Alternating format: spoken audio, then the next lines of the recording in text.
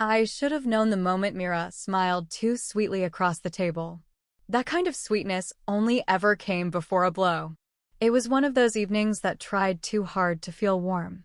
The kind of night where candles flickered in mismatched holders and the food was served like love, with effort, but no real intimacy.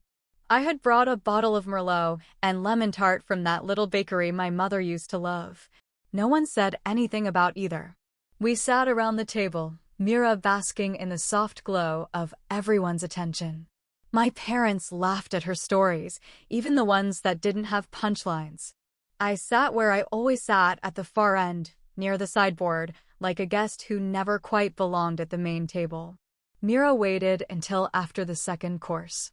You know, she said, cutting into the roast I had helped pay for without them knowing. Weddings are so overpriced now. It's honestly ridiculous. I didn't say anything, neither did my parents. Even simple ones, she added, swirling her fork through her potatoes like she was sculpting the idea. Like, even if we keep it small, 100 guests max, maybe a band instead of a DJ, it still costs, like, tens of thousands. My mother made a sympathetic noise. My father cleared his throat. And then Mira looked at me. But I guess that's not a problem when you have a tech job and no real responsibilities. I felt the shift in the room before the words fully landed. A ripple of anticipation. My spine straightened. I'm sorry, I asked, trying to keep my voice even. Oh, come on, Mira said, laughing like it was a harmless joke. You make what, 6 figures? You live in that nice apartment, no partner, no kids, and you don't even help out with the rent here.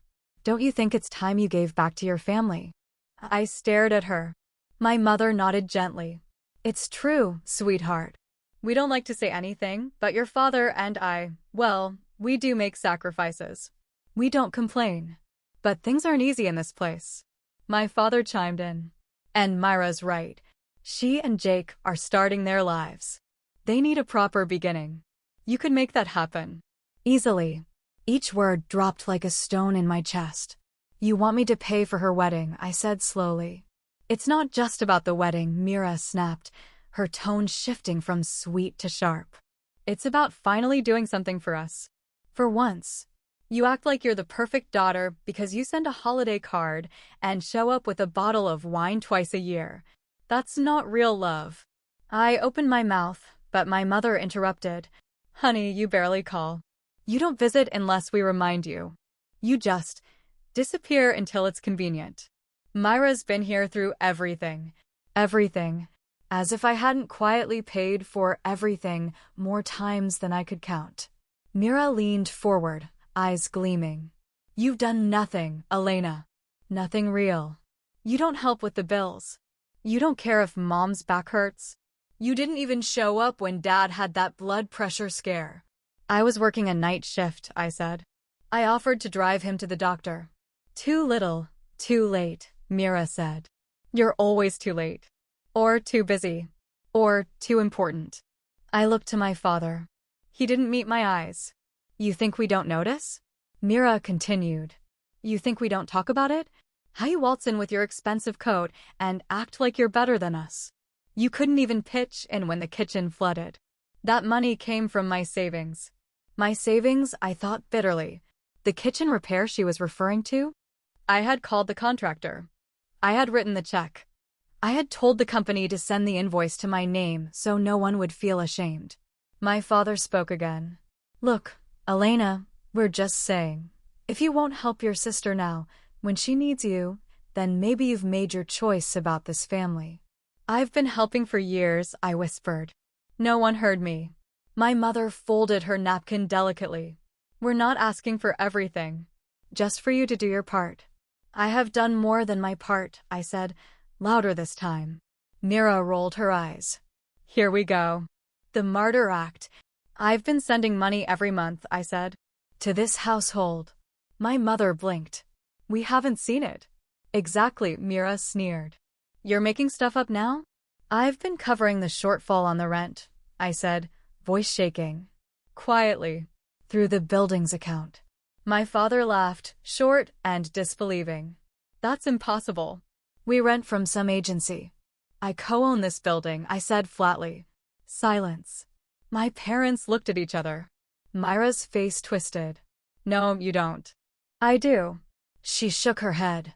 Why would you keep that a secret? Because I knew this would happen. Because nothing I do is ever enough.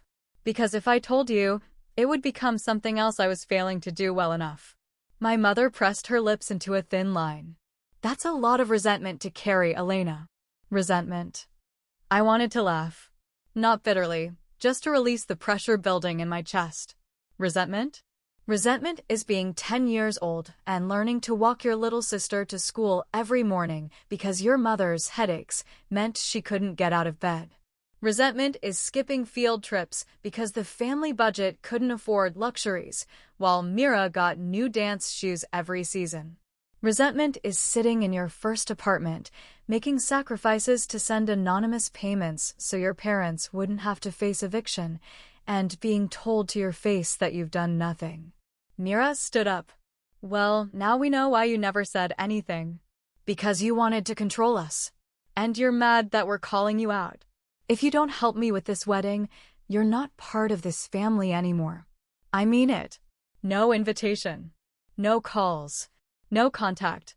You're either with us, or you're out. My mother didn't disagree. My father didn't speak. I stood. I picked up my coat. Elena, don't be dramatic, my mother said. You asked me to choose, I said. So I did. Mira scoffed. Oh, please. You'll be back. You always come back. That's what you do. You pretend you're above us, and then come crawling back with your "I'm so misunderstood" speech. I opened the door. No one tried to stop me. Not one person called my name. I stepped out into the hallway, pulled the door shut behind me, and for the first time in my life, I didn't feel small. I felt empty, tired, worn, but not small.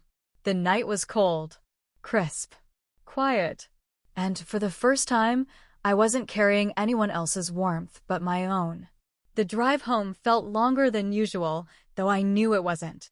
The city moved past me in slow motion, headlights like blurred memories, streets whispering names I didn't want to remember.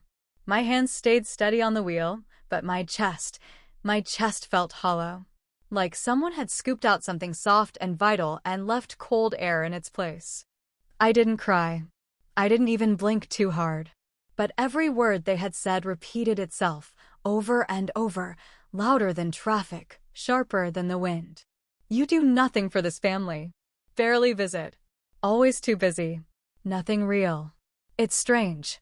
You can survive 1,000 cuts and not realize you're bleeding until one more careless remark splits the skin just right.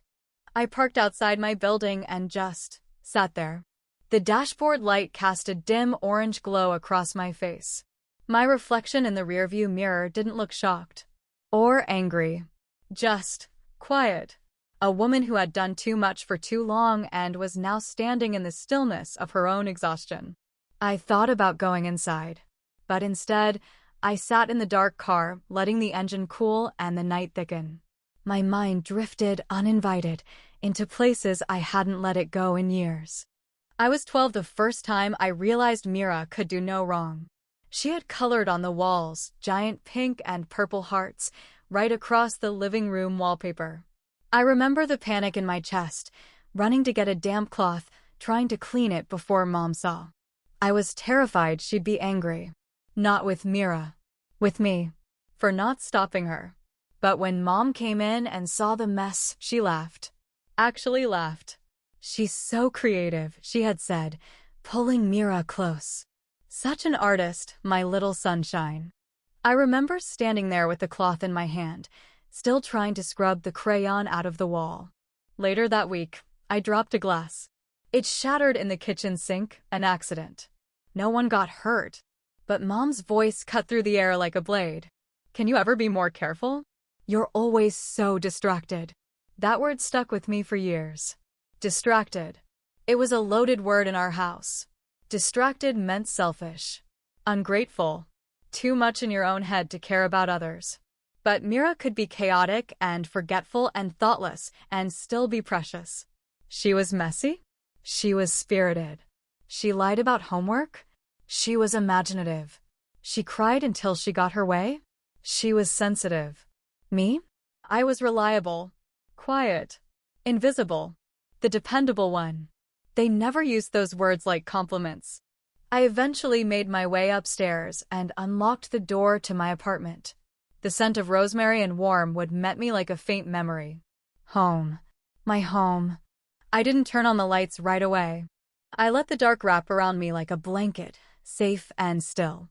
I dropped my keys on the table, kicked off my shoes, and walked barefoot into the living room. There, on the windowsill, sat a small framed photo. Mira and me, age 8 and 12. She was grinning, missing a tooth. I was looking slightly away from the camera, holding her hand. I always did that, held her hand, even when she didn't ask. Even when she didn't want me to. I picked up the photo, stared at it, and felt the sting return. You think you're better than us. That's what she said. As if everything I did, the long hours, the quiet financial support, the groceries delivered anonymously, the medical bills covered behind the scenes, was a performance. A show. But I had never asked for thanks. I had only hoped for decency. For someone to see me not as a resource, but as a person. My family didn't need me to be good. They needed me to be convenient. Mira failed out of college twice. The first time, my parents barely blinked. She needs time to find her passion, they said. The second time, they threw her a celebration for choosing to pursue photography. They bought her a new camera. I paid for it. Quietly. I still remember calling my mother, cautiously, to tell her I'd been offered a major promotion. That's nice, honey, she said. Just don't forget to take breaks. Burnout is real. You know how intense you get. There it was again. Intense. Another family code word. It meant, you take up too much space. You care too much. You talk about things we don't know how to praise. Mira posted a photo of a latte with a swirl on top and got 50 comments of encouragement. I graduated top of my class, and my own mother never brought it up in conversation again. I once left a note on the fridge when I was applying to medical internships. Don't forget to check this, I wrote. It's important. No one asked about it. No one ever mentioned the acceptance letter. I hung it on my own fridge in my apartment. Quietly. Alone. I walked into my kitchen and made tea. Cinnamon, my comfort blend. The kettle's soft whistle was the only sound in the room. I thought about Myra's face at dinner. So confident. So sure of her right to accuse. She looked at me like I was the intruder. Like I had failed her. You act like you're so important, she'd said. But you never really show up. Never show up? I had shown up in more ways than they'd ever know. When the rent bounced 3 summers ago, it was my emergency fund that saved them. When Mira needed her car fixed and told Mom she'd figure it out, I had already transferred the money to the mechanic. When Dad was behind on his credit card 3 months in a row, I made the calls, negotiated the payments, and paid them off so his score wouldn't tank. He never asked how it got fixed. Just smiled when the bank stopped calling. You've done nothing real. That sentence wouldn't stop echoing. Not in my chest. Not in my skull. I had done more than they would ever admit. And the worst part? They didn't forget. They ignored it. They erased it. Because gratitude makes it harder to keep using someone. I sat on the couch, hands wrapped around my mug, staring at the streetlights outside. Snow had begun to fall light at first, soft and harmless. I thought of all the things I'd never said. How many times had I bitten my tongue? How many holidays had I let Mira take credit for things I had done? Once, I baked a pie from scratch. Mira took it out of the oven while I was in the shower. Mom raved about it. You always know how to make things feel special, she told Mira. She didn't correct her. I didn't either. I had convinced myself that love meant letting others feel good, even if it meant disappearing a little. Now I saw the truth. Disappearing had become my role. The good daughter. The one who never asked for anything. The one who made herself small so others could feel large. I thought of every bill, every quiet gesture, Every time I'd stepped up without needing to be asked, because I had trained myself to anticipate their needs. It wasn't generosity. It was survival. The radiator hummed in the background. My tea had gone cold. And still, the words came back. If you won't help me with this wedding, you're not part of this family. Maybe you've made your choice. Barely present. Always too serious. You live like a queen. The resentment didn't rise like fire. It settled like sediment. Thick, unmoving. I had no desire to lash out. No urge to yell. I only wanted to stop pretending. Pretending that if I just did more, gave more, waited longer, they'd see me. Love me. Respect me. They wouldn't. Not because I wasn't enough, but because they had never bothered to learn how. The snow outside had thickened. The city glowed under it, quiet and untouched. I stood and walked to the window. My reflection stared back, soft and unfamiliar. They had asked me to choose. They thought I'd choose them again. That I'd return, apologetic and agreeable, wallet open, smile in place. But they didn't understand what they had done. They hadn't just hurt me at dinner. They had exposed the truth. I wasn't part of the family. I was part of the system. The scaffolding. The hidden beam. And scaffolding, once removed, shows just how much it was holding up. I didn't sleep that night. Not from rage. Not from grief. Just stillness. I sat by the window, watching snow collect on the windowsill, thick and slow. There was something holy about it. As if the world was being covered up, wiped clean. A hush that finally matched the silence I'd learned to live inside. They had made their choice. Or maybe they'd just shown me the truth. It wasn't the first time I'd been told I wasn't really part of the family. But it was the first time I believed it. You never do anything real. You don't help. You're just gone. Their words had echoed in my mind all night. I kept replaying my sister's face as she said them, bright, self-assured, cruel without even realizing it. Mira had always spoken from a place of assumed righteousness. She believed herself to be the center, the sun, and we were supposed to orbit around her. And I had, for years. But not anymore. Not after this. Just after dawn, I stood up and made tea. Not to soothe anything, just to mark the start of something. I turned on the lamp in the corner, the one that cast a warm circle of light in the dark apartment. And then I opened my laptop. The screen flickered to life. I opened the file I had never planned to use, the one labeled House Legal, Co-Ownership Contracts. My name was there, next to the landlord's. I had become a partial owner 2 years ago when the previous property manager, a retired friend, asked if I'd like to invest. I said yes, mostly to protect them, to keep the rent low, to shield my parents and Mira from the instability of rising costs. They never knew. They never thought to ask why their rent hadn't changed when everyone else's had doubled. They never said thank you for that stability, for the repaired boiler, for the new roof, for the plumbing fixes. And now, they wanted to erase me. So I erased the discount. For clicks. That's all it took. For quiet clicks, and their rent went up by 400%. It wasn't spite. It was clarity. Next, I opened my banking app. There were familiar names on the auto payment list. My mother's physiotherapy copay, canceled. My father's medication subscription, canceled. Myra's car insurance, how had I even ended up covering that? Canceled. I went through them one by one, each cancellation like an exhale I didn't know I had been holding. The screen blinked, the check marks vanished, and I sat there, feeling a strange kind of lightness settle in my body. Not relief. Not joy. Just space. Like something had been lifted, a weight I had carried so long I had forgotten it wasn't supposed to be there. For a while, I sat there staring at the screen. Then I made a list. Every dollar I had sent quietly.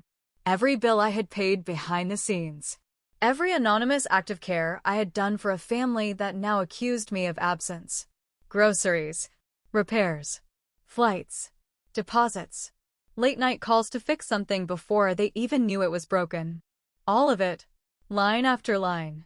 I stared at the list until the numbers blurred, but not from tears. It wasn't sadness that moved through me. It was resentment, deep and old. Not sharp anymore. Just steady. Settled. Like sediment in water. Because for years, I had been told I was the cold one. The distant one. The one who didn't show up. But the truth was, I had always shown up, just never loud enough for them to notice. Or maybe they had noticed, and just decided it was easier not to name it. Easier to keep taking. Easier to pretend my quiet presence was nothing more than coincidence. Around noon, my phone buzzed. It was a message from Mira. Are you seriously not going to apologize? You humiliated us last night. You need to rethink your attitude. Fast. I stared at it for a while. No greeting. No softness. Just demand. As if nothing had shifted. As if her words hadn't landed like knives. I didn't respond. A few minutes later, another message arrived. This time from my mother. Elena, I'm sure you didn't mean to storm out. Let's not make this into a thing. Your sister is under a lot of stress. Be the bigger person. Be the bigger person. Again. Always. That phrase had been carved into my childhood like a rule etched in stone. Let Mira have the last cookie. Be the bigger person. Let Mira take the credit. Be the bigger person. Let Mira interrupt, accuse, and forgive her anyway. Because she was sensitive. Because I was strong. That word, strong, had always felt like a chain. A compliment sharpened into a duty. Strong meant carry more. Feel less. Give everything, expect nothing.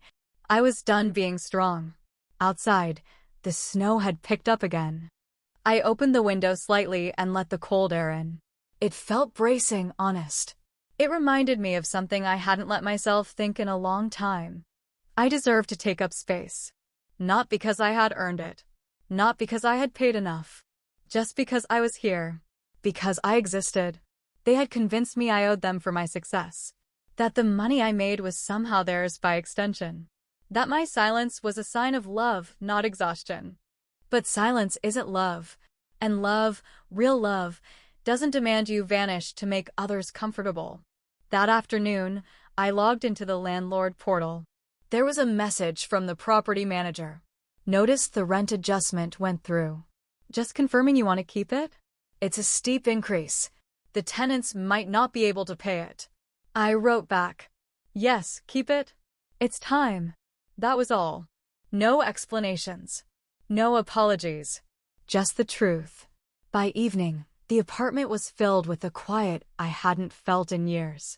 Not the kind of silence that presses down on you, but the kind that invites you to breathe. I lit a candle. Made soup. Played music.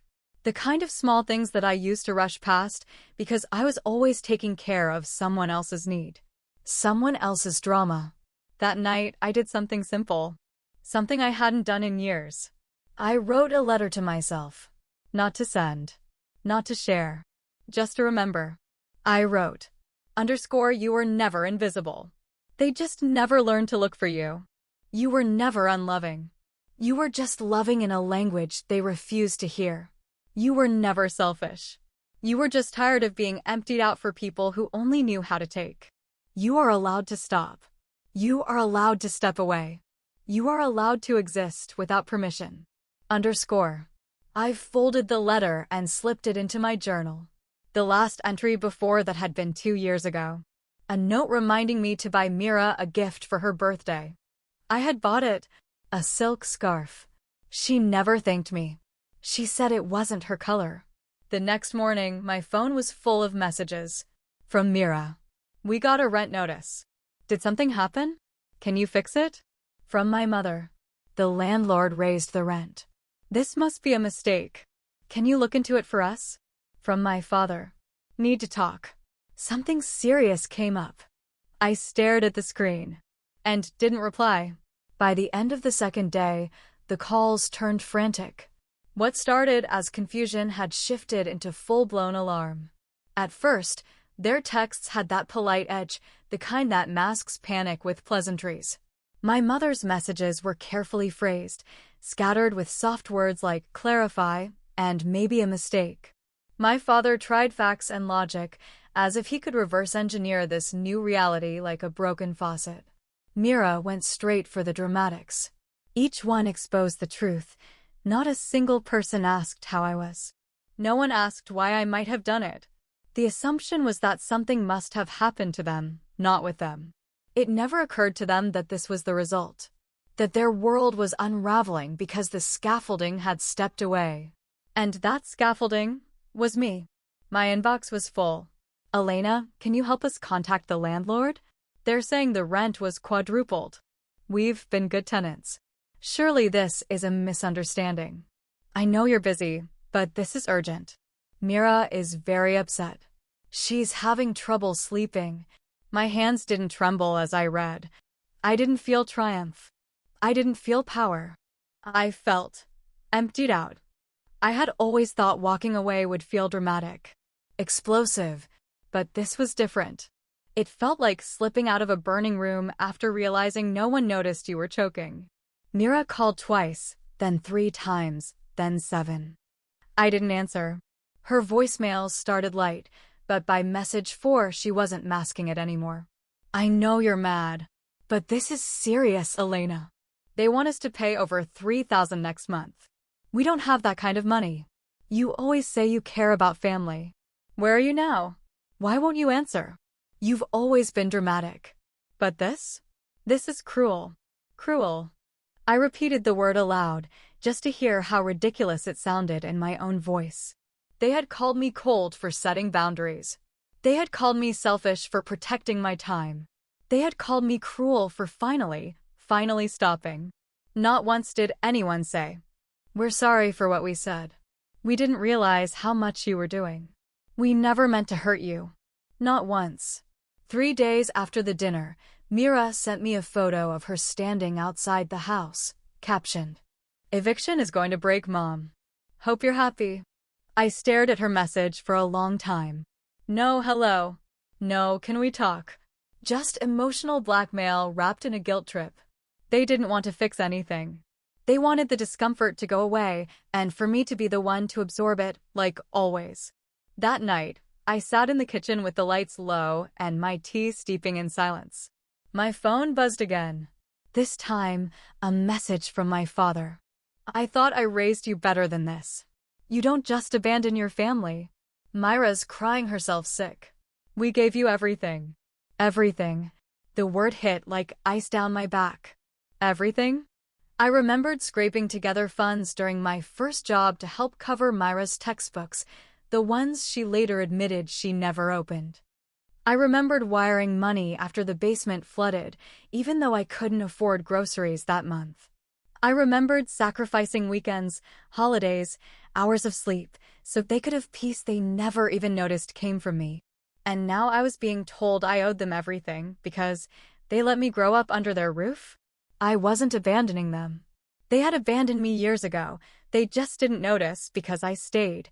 I opened my journal and flipped back to my list. The Quiet Contributions, as I'd titled it. The column for Myra's expenses alone took up half the page. Dance lessons, new camera, driving school, rent help, interview clothes, insurance payments, phone bills. None of it asked for. None of it remembered. And now I was the villain? No, I thought. Not this time. Day 4 came with a knock at my door. I didn't answer. I stood just inside the hallway, breathing slowly, while the knocking continued. Hesitant at first, then firmer. I recognized the rhythm. My mother. She had always knocked gently, even when she was furious. It was her way of trying to sound gentle while wielding pressure.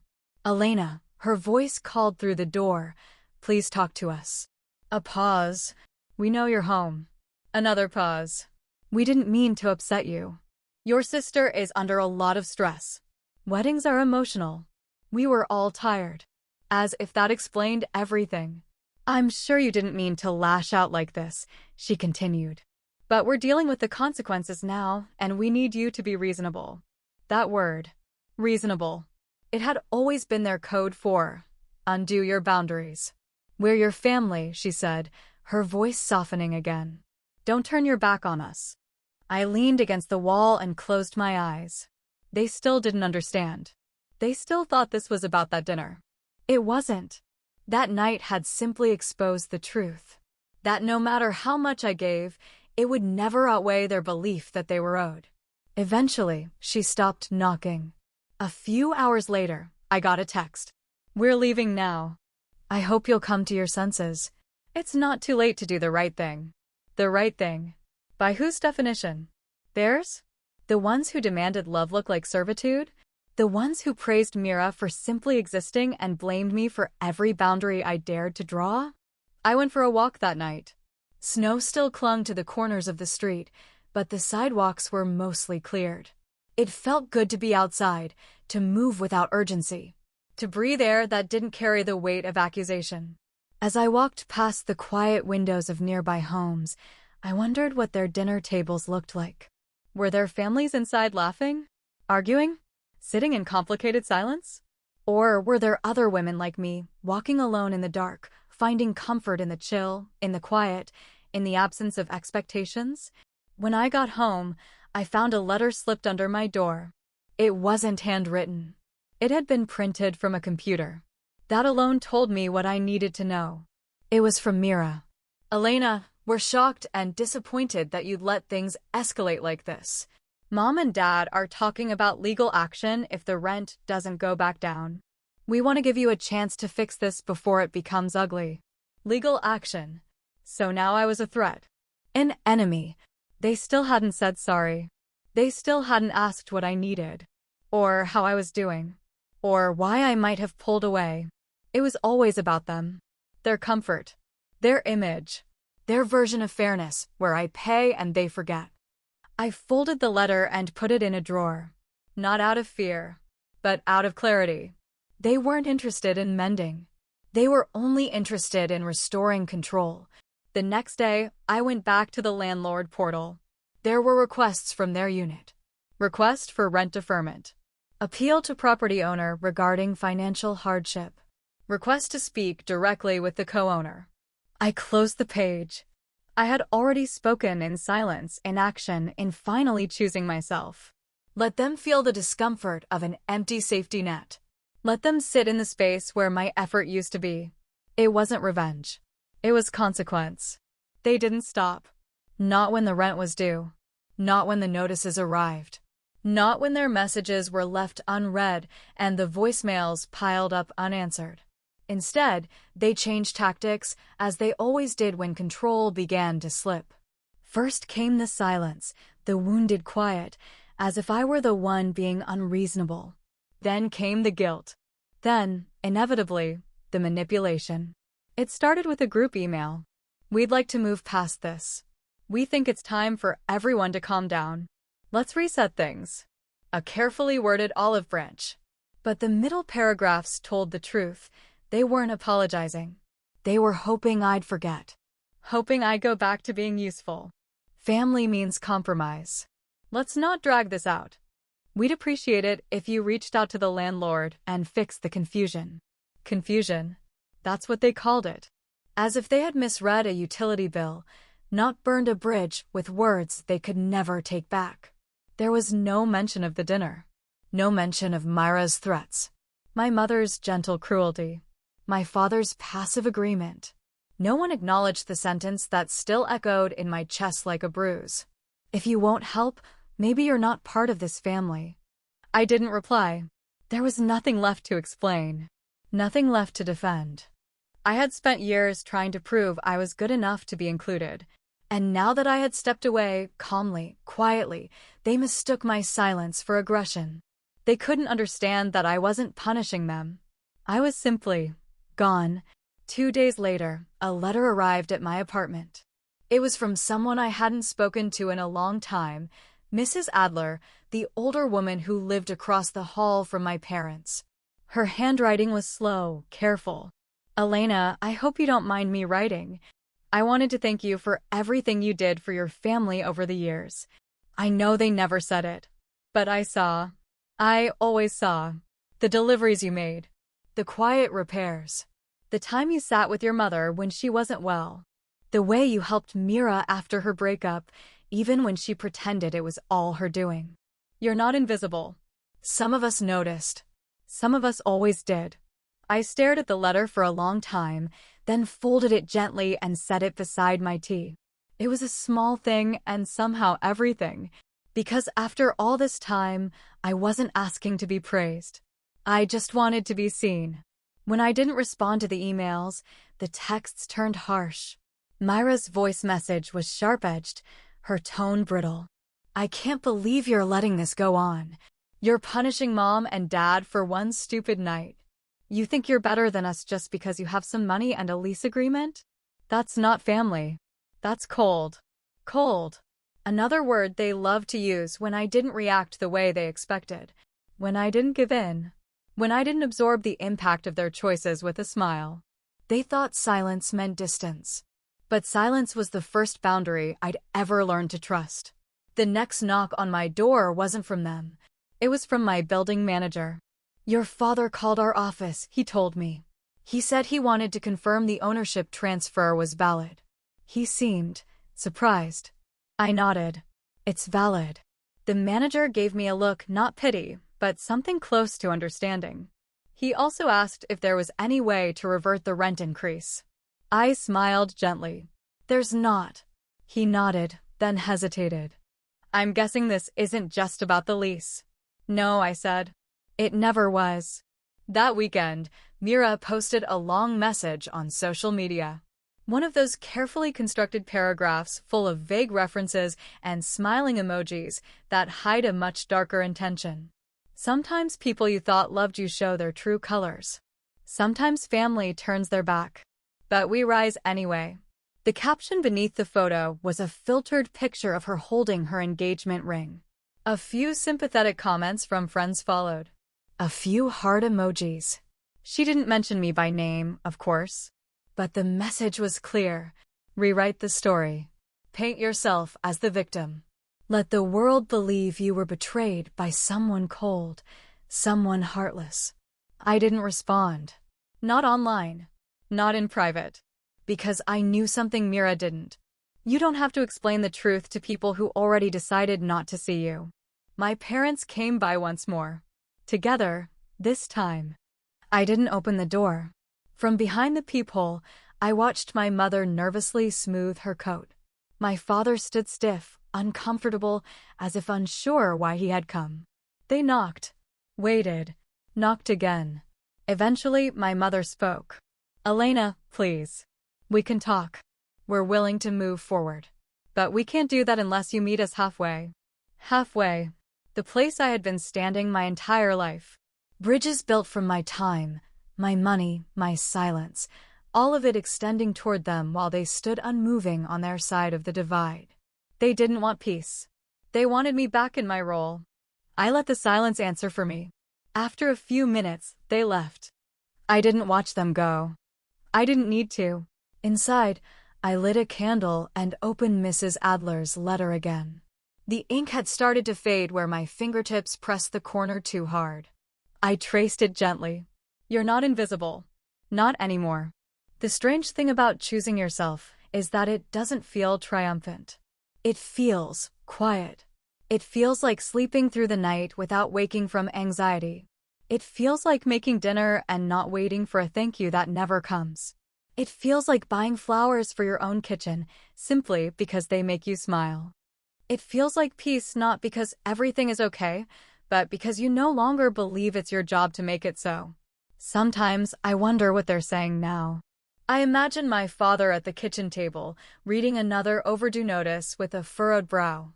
I picture my mother pacing, trying to decide whether to write again or stay silent in protest. I see Mira on the phone, telling a friend that I'm being difficult, painting herself as the misunderstood sibling who just wanted help. Maybe they believe their own story. Or maybe, late at night, they sit with the discomfort of what they did. I don't know. And the freedom is, I don't need to. This morning, I walked past the mirror in my hallway and barely recognized the woman there. Not because I looked different, but because I wasn't bracing for the next blow. I wasn't rehearsing the next apology. I wasn't shrinking. I was just standing, breathing, present. I sat down at my desk and opened a new document. I titled it, What I Know Now, and I wrote, Love isn't earned through sacrifice alone. Silence doesn't equal peace. Family doesn't mean giving until you disappear. I was not the problem. I was the solution they never credited. I was the glue they never noticed until it came unstuck. And now I am still. And now I am mine. I printed it and placed it next to Mrs. Adler's letter. A quiet archive of a life reclaimed. There will be more messages, more knocks, more attempts to rewrite the past. But I won't answer.